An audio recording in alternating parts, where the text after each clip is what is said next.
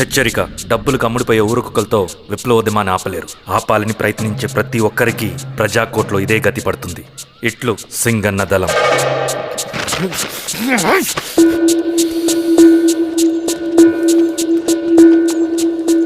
అయ్యా, మీకోసం చెన్నారెడ్డి గారు శేషారెడ్డి గారు వచ్చారండి. కూర్చోమని చెప్పు. సరే అండి.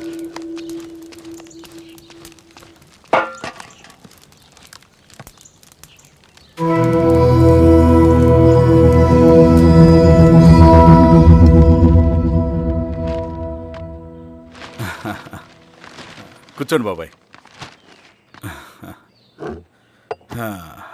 ఏంటి బాబాయ్ పొద్దు పొద్దున ఎలా వచ్చారు? అదే ఈశ్వరా, రైతు కూలీల విషయం. అవును బాబాయ్, ఈ విషయం పెద్దది కాకుండానే ఇక్కడే తుంచేయాలి. ఊళ్ళో అందరి సమస్య అదే ఈశ్వర.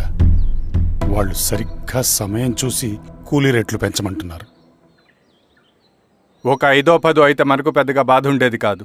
ఏకంగా 50 రూపాయలు పెంచమంటున్నారు. ఇక మనకు మిగిలేదేంటన్నా?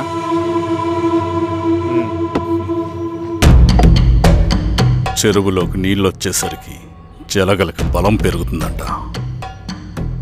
ఆ అన్నల అండ చూసుకుని ఈ కూలీ నా కొడుకులు రెచ్చిపోతున్నారు. అలా కొనసాగడానికి వీల్లేదు.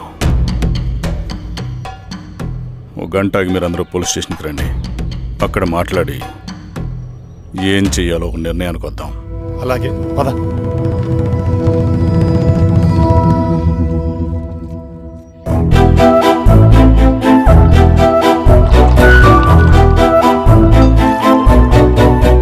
బాబు, సార్, స్టేషన్కి ఓ 10 టీలు త్వరగా పంపించు. Okay sir. Okay sir.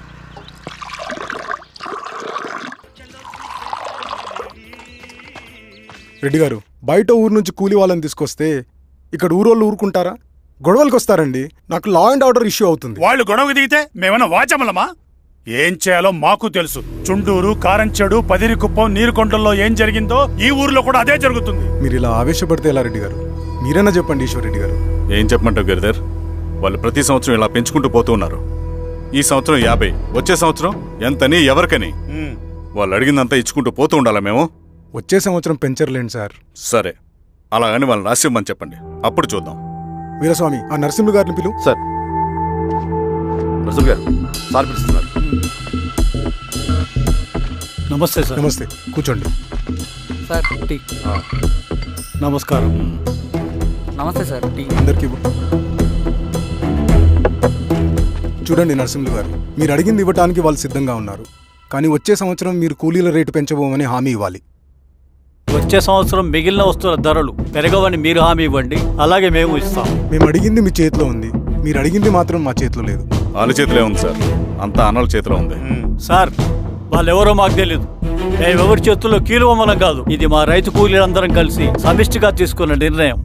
చిన్న చిన్న అవసరాలకు అప్పులు తీసుకున్న పాపానికి మా భూముల్ని బలవంతంగా గుంజుకుని మా పొలాల్లో మమ్మల్నే కూలీలుగా మార్చారు వీళ్ళు. భూమి మాది, పని చేసేది మేము, పండించేది కూడా మేమే. అవన్నీ మీ పార్టీ మీటింగ్ లో చెప్పుకోండి, వింటారు. కూలీ డబ్బులు ఇవ్వడం దయాధర్మం కాదు, మీకు తోచినంత ఇవ్వడానికి అది మా హక్కు. మేము అడిగింది న్యాయబద్ధంగా ఇవ్వకపోతే మీ పొలాల్లో ఒక గింజ కూడా రాలదు. పండిన పంటనంతా కాకులకి గద్దలకి వేసుకోవాల్సి వస్తుంది. ఇక దీని మీద చర్చ అనవసరం. వస్తాం. నరసింహ గారు కొంచెం ఆగండి సార్. మీరైనా కొంచెం చెప్పండి సార్. కొవ్వెక్కిన ఎండ్రకాయ కన్నంలో ఇరుక్కుందంట. దాన్ని బయటికి ఎలా తీయాలో, కోసి కూర ఎలా వండుకోవాలో మాకు బాగా తెలుసు. పదండి బాబాయ్.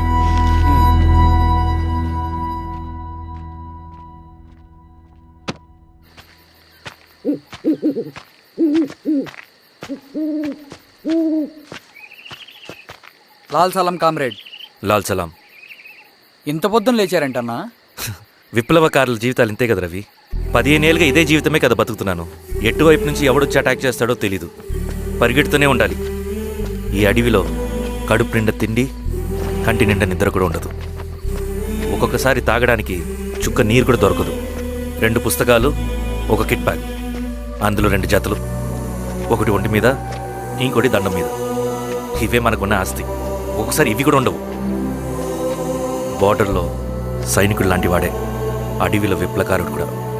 ఇదంతా జనం కోసం, వాళ్ళ బతుకుల్లో వెలుగు కోసం. సరే, ఏం సమాచారం? కూలీ రేట్లు పెంచే విషయంలో భూస్వాములు చాలా పట్టుదలగా ఉన్నారన్న. కానీ మన నరసింహ నన్ను ఒప్పుకోలేదు. మీటింగ్ అయ్యాక వెళ్తూ కోపంగా ఏదో మాట్లాడారన్న. నాకెందుకు అనుమానంగా ఉంది. కీడు తలపడితే ఎక్కువ నష్టం వాళ్ళకే రవి. కానీ మధ్యలో రైతు కూలీల పరిస్థితి ఏమైపోతుందని ఆందోళనగా ఉందన్న. చదరంగంలో నిలబడ్డాక చావుకి వెరవకూడదు రవి. ఇన్నాళ్ళు వాళ్ళు ఇచ్చిన పావలాకి 10 పైసలకి కూలి చేశారు. వాళ్ళ జీవితాలు బాగుపడాలంటే మనం ఎత్తిన పిడికిని దించకూడదు. సరే అన్న. స్వామి, ఎలా ఉన్నారు ఊళ్ళో అందరూ? అందరూ బాగున్నారమ్మా. కోతలు కొయ్యలేదేంటి? ఊళ్ళో కూలి రేట్ల కోసం గొడవ నడుస్తూనే ఉందమ్మా. అడిగినంత ఇవ్వాల్సిందేనని కూలీలు, నచ్చినంత ఇస్తామని రైతులు. ఎవరు రేటు తేగట్లేదమ్మా. ఈ ఇష్యూలో అన్నలు ఇన్వాల్వ్ అయ్యారా? వాళ్ళు వెనక లేకుంటే ఈ కూలి చేసుకునే వాళ్ళకి ఎక్కడి నుంచి వచ్చినాయి అమ్మా ఎన్ని గుండ్లు? ఇచ్చింది పుచ్చుకుంటమే తప్ప ఏనాడన్నా ఇంత కావాలని అడిగారు వీళ్ళు? పోనీలే, ఇన్నాళ్ళకైనా వాళ్ళకేం కావాలో నోరు తెరిచి అడగగలుగుతున్నారు. సంతోషమేగా.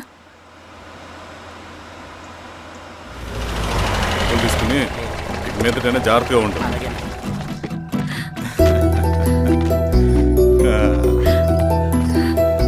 బాగున్నావమ్మా? బాగున్నానన్నయ్య, నువ్వెలా ఉన్నావు? బాగున్నాను. రా లోపలికి వెళ్దాం. రా కూర్చో. సో ప్రయాణం అంతా బాగానే జరిగింది కదా? నీ ఫేవరెట్ నెత్తిపూరి. రా వడ్డిస్తారా? ప్లేట్ తిప్పు. నాకొద్దన్నయ్య, నాకు మంచి కాఫీ తాగాలని ఉంది. అమ్మో, నీకు నచ్చినట్టు కాఫీ చేయాలంటే ఆ దేవుడి దిగి రావాలి తల్లి. ఏంటో అన్నయ్య, మంచి కాఫీ తాగకపోతే ఇక ఆ రోజంతా అదోలా ఉంటుంది నాకు. రేయ్ సామి, అయ్యా అర్థమైంది. శిరీష్ అమ్మకి మంచి కాఫీ కావాలి, అంతేగా నేను వెళ్ళి పట్టుకొచ్చేస్తా. ఎక్కడికి స్వామి? మన ఊళ్ళో మెగాస్టార్ హోటల్ ఉందమ్మా, అందులో కాఫీ చాలా బాగుంటుంది. నేను వెళ్ళి పట్టుకొచ్చేస్తా. స్వామి, అమ్మా కాఫీ అంటే అక్కడికి వెళ్ళి వేడి వేడిగా తాగాలి. నేను వస్తాను పద. అవునమ్మా, అక్కడ నేను కూడా తాగాను, చాలా బాగుంటుంది. వెళ్ళు.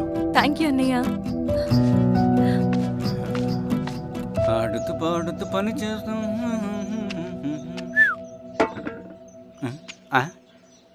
ఏంది మీ పిల్లగాడికా? అవును, ఒకసారి పెట్టుకొని చూస్తా. పెట్టుకో.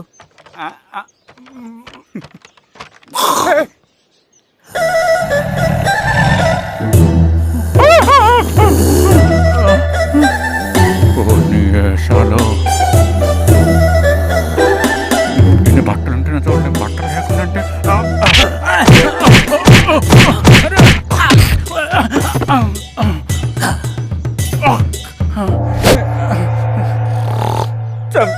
నీకు దండ పెడతా.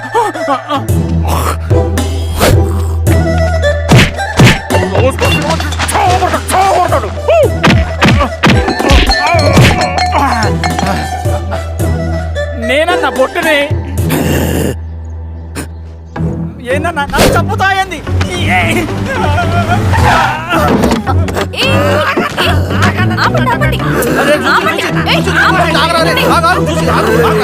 రాత్రాడి దొంగ సినిమా చూసాడమ్మా. పొద్దున్న నేను పొలాలు కొంచెం చంపేస్తాడమ్మా. మేడం మంచి కాఫీ పెట్టు. మేడమా? అయితే మేడంకి స్పెషల్ కాఫీయా? ఓకే. అమ్మా ఆడికి చిరంజీవి పిచ్చి. పిచ్చా? కాదమ్మా, ఫ్యాను. రండమ్మా కాఫీ తాదు కానీ. కూర్చోండి అమ్మా. ఏంటి స్వామి ఇతను? చాలా మంచోడమ్మా, మెగాస్టార్ సినిమాలు చూసిన వాళ్ళు అయిపోతాడు. స్వామి, అమ్మా ఈ కాఫీ నేను ఎక్కడో తాగాను. మేడంకి స్పెషల్ కాఫీయా? ఏయ్, చూచి. పద. మందులు రాసుకో చూచి. Thank you. పద, కూర్చో.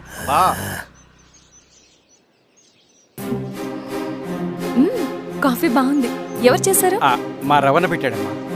రవి? ఎవరు రమ్మను? రవణ మేడం పిలుస్తున్నారు.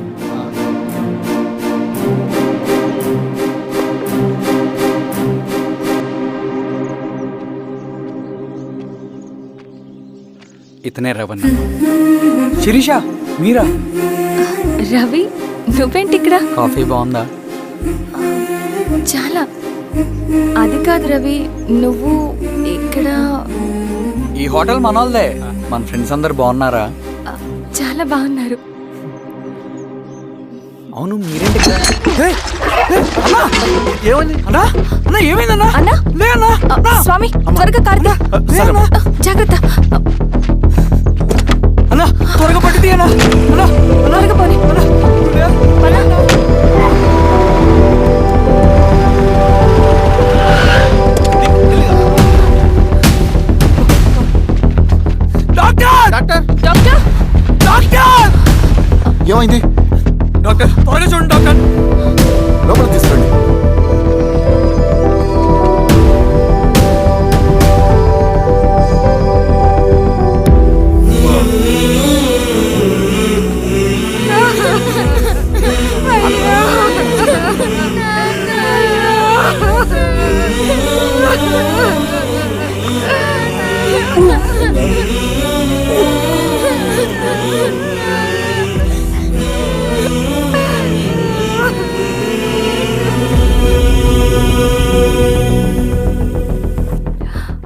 ఎలా ఉంది డాక్టర్?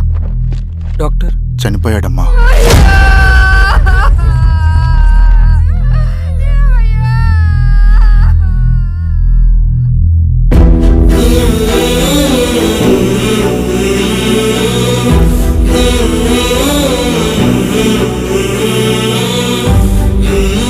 ఆ పేపర్స్ ఏంటి రవి? అతని భూమికి సంబంధించిన పేపర్స్. 1 సంవత్సరం నుంచి ఈ పేపర్స్ పట్టుకుని ప్రతిరోజు ఎంఆర్ ఆఫీస్ చుట్టూ తిరిగేవాడు. భూమిని తాకట్టు పెట్టి అప్పు తీసుకున్న పాపానికి టైంకి వడ్డీ కట్టలేదని అప్పిచ్చిన ఆ దొర ఎంఆర్ఓ ఆఫీస్లో లంచం ఇచ్చి భూమిని తన పేరు మీద రాయించుకున్నాడు. ఈ ఎంఆర్ఓ ఆఫీస్లో ఎవరు నిజాయితీగా పనిచేయట్లేదండి. చెట్టు కట్టి నరకాలు ఒక్కొక్కడిని. నరికేయడమేంటి రవి? నువ్వు కాగితం మీద ఒక బొమ్మ గీస్తావు, ఒక చోట సరిగ్గా రాదు, ఏం చేస్తావు? ఎరేజర్తో సరిచేస్తావా, లేకుంటే ఆ పేపర్ని చింపేస్తావా? మరి మనుషుల విషయంలో ఎందుకు రాదు ఆ ఆలోచన? తప్పు చేసిన ప్రతి ఒక్కరిని నరుక్కుంటూ పోతే చివరికి మిగిలేది మనుషులు కాదు, శవాలు.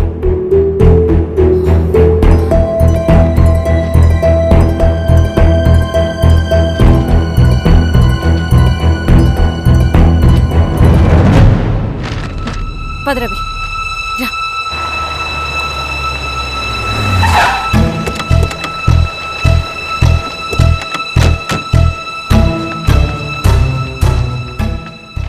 పానుకోటి నర్సరీ ల్యాండ్ ఎవరు చూస్తున్నారు? మీరెవరు? ఇదిగోండి అప్లికేషన్. ఇది డిస్ప్యూట్ ల్యాండ్, ఎవడేం చేయలేడు.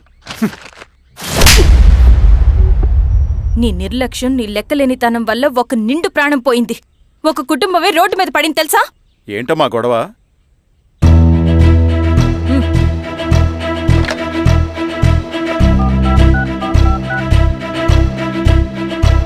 Hello sir.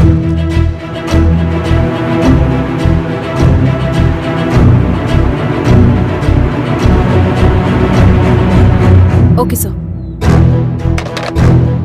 You are dismissed. Peon, నేను ఒక పేపర్ ఇస్తాను, అది కలెక్టర్ గారికి ఫ్యాక్స్ చేయి. అలాగే మేడం. ఎవరమ్మా మీరు? ఈ ఊరికి కొత్తగా వచ్చిన ఎంఆర్ఓ.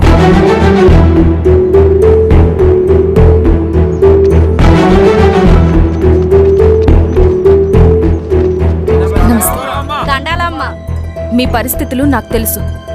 పని చేస్తేనే మీకు పూట గడుస్తుంది. పనులు మానుకుని మీరు ఈ ఆఫీస్ చుట్టూ తిరగాల్సిన అవసరం లేదు. నేనే మీ ఊరొస్తాను. ఆ రోజు అరగంట వీలు చూసుకుంటే చాలు, మీ పని పూర్తయిపోతుంది.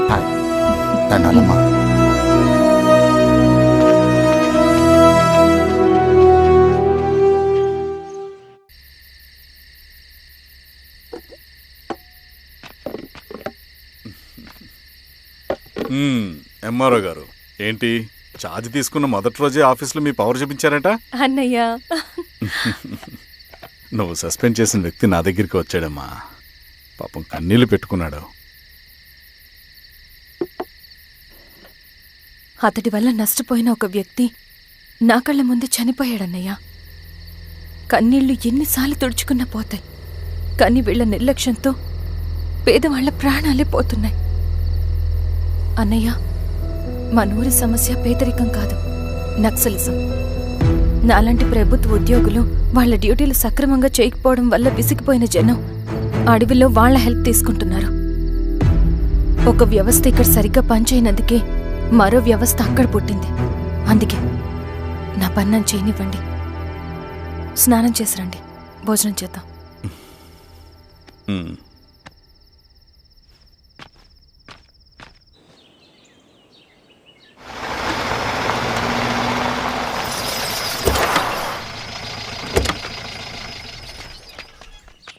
నమస్కారం అమ్మా.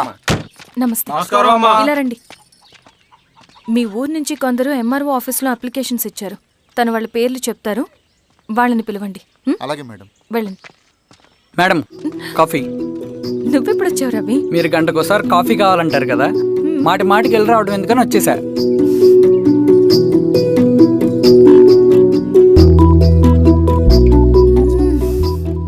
రవి, ఈ కాఫీ కోసమైనా నేను పెళ్లి చేసుకోవచ్చు. అదేంటి అలా అనేసారు? కాంప్లిమెంట్. భలే వారండి బాబు. దండాలమ్మా. నమస్తే. ఇలా ఇవ్వండి. చెప్పండి మీ సమస్యలేంటో. పేరు తలుపుల వీరాంజనేయులు. ఉన్నది 3 ఎకరాల పొలం. చిన్నుపాటి ధనుంజయరావు అనే మహానుభావుడు అందులో 2.5 ఎకరాల భూమిని తన పేరు మీద రాయించుకున్నాడు. అడిగితే నీ దిక్కున్న చోటు చెప్పుకోమన్నాడు. దిక్కులేనాడు కాబట్టి 1/2 ఎకరం భూమి మీదే పెద్ద కుటుంబాన్ని నెట్టుకొస్తున్నాడు. అవునమ్మగారు, ఆ పొలం ఎలాగైనా తిరిగి ఇప్పించేయండి అమ్మగారు. ఆ పొలం కోసం 3 సంవత్సరాల నుంచి తిరుగుతున్నాను అమ్మగారు. వీరబాబు, వీళ్ళందరి దగ్గర కలెక్ట్ చేసుకో. మేడం, దాదాపుగా ఇక్కడ ఉన్న వాళ్ళందరి పరిస్థితులు ఇవే. వీళ్ళ సమస్యలు పరిష్కారం కావాలంటే మాట్లాడాల్సింది వీళ్ళతో కాదు మేడం, మన ఊరి పెద్ద మనుషులతో. ఆహా. ఇందు మూలంగా 50 మంది గ్రామ ప్రజలకి తెలియజేయదేవనగా శ్రీరామగిరి గ్రామ పంచాయతీ మోతుబరి రైతులు, సన్న చిన్నకారు రైతులందరూ రేపు ఉదయం 10 గంటలకి ఎంఆర్ఓ ఆఫీస్ దగ్గరికి రావాలా.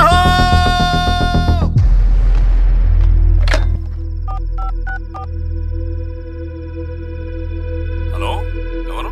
నమస్తే బాబాయ్, నేను ఈశ్వర్ రెడ్డి. ఎలా ఉన్నావు? బాగున్నా. చెప్పు బాబాయ్.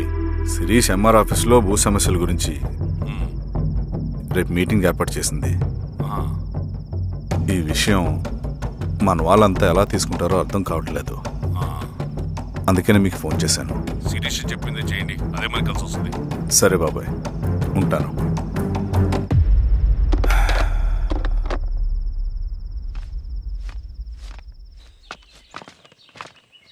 నమస్తే మేడం. నమస్తే అమ్మా. కూర్చోండి. పొలాల్లో పండిన పంట కోతకొచ్చినా ఈ రోజుకి ఒక్క గింజ కూడా తెగకుండా పక్షులకు, పందికొక్కలకు ఆహారంగా పోతుందంటే దానికి కారణం ఇది. ఈ ఊరికి పట్టిన దౌర్భాగ్యం మీరు చేసిన అక్రమాల చిట్టా. కడుపు మంటతో ఉన్నవాళ్లు మీరు చెప్పిన కూలీకొచ్చి ఎందుకు పనిచేస్తారు?